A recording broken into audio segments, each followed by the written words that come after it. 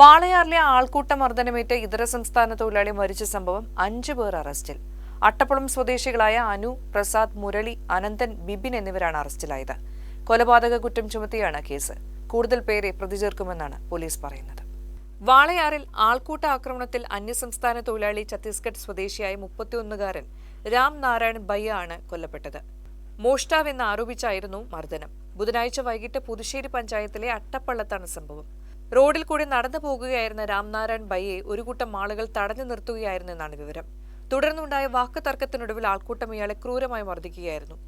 ആക്രമണത്തെ തുടർന്ന് രക്തം വാർന്ന് റോഡിൽ കിടന്ന ഇയാളെ ആശുപത്രിയിൽ എത്തിച്ചത് 1.5 മണിക്കൂറിന് ശേഷമാണെന്ന് നാട്ടുകാർ പറഞ്ഞു. പോലീസ് എത്തിയെങ്കിലും ആംബുലൻസ് വരുന്നതുവരെ കാത്തിരുന്നെന്നും നാട്ടുകാർ ആരോപിച്ചു. മർദ്ദനത്തെ തുടർന്ന് അവശനിലയിലായ ഇയാളെ പാലക്കാട് ജില്ലാ ആശുപത്രിയിൽ പ്രവേശിപ്പിച്ചിരുന്നു. എന്നാൽ പിന്നീട് മരണപ്പെട്ടു.